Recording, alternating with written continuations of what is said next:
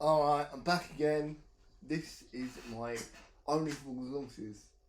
In case you haven't read the title, I'm going to tell you about all the things I love about Only Fools and Horses and why I think it's the best sitcom in the world, certainly in Britain.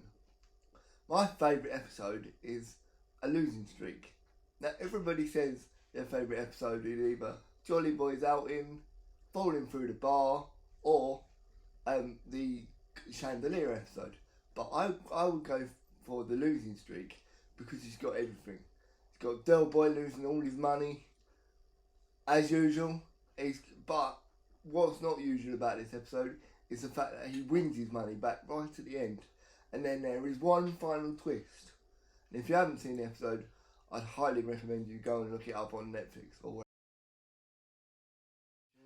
The reason why I have such a special fondness with Only Fools and Horses is because when I was 14 years old, I had spinal surgery to straighten my spine because I had scoliosis.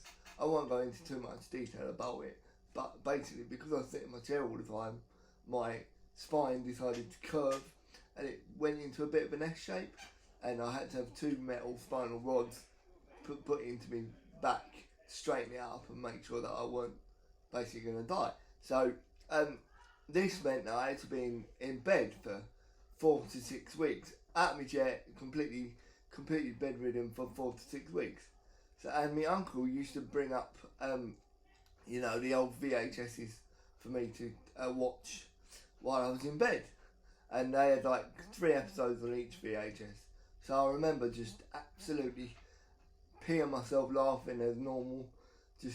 So what would have been a really tough time for me turned into quite a fondness for just laughter, because I used to just absolutely love watching it, and it made me laugh so much. I remember it used to, because I was laughing so much, it used to hurt me back, which was completely the opposite thing that I needed to at that time, but it just made me laugh so much. That's the reason why I love Only Fools and Horses, because it helped me through a tough time in my life. Who's your favourite, Grandad or Albert? And I honestly say I can't choose, but I personally think that because I prefer the earlier episodes a little bit more than the later ones, I would say Grandad's probably the best out of Grandad and Albert. I would say even when he didn't say much, it was funny.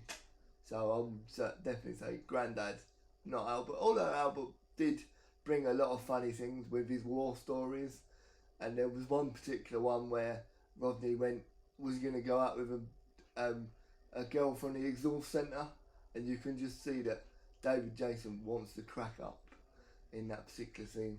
If you haven't seen that scene, go and check it out. Should there be one final episode? The first Only Fools and Horses aired in 1981, and the final feature-length special was in 2003. We're now in 2020.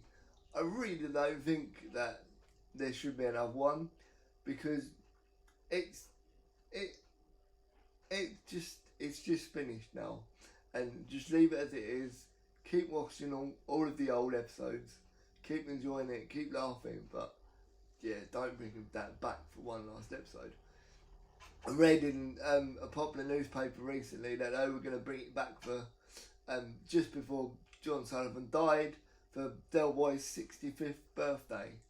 And yeah, it would be nice to see Del Boy again, but as a lot of people will agree, the last 3 episodes where Del Boy was just aging weren't as funny.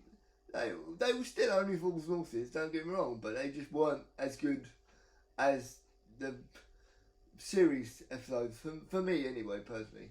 Comment below if you think that I'm wrong, or if you disagree at all, and let me know. Should it have ended when it did, with the watch? Time in Our Hands, I believe the episode's called.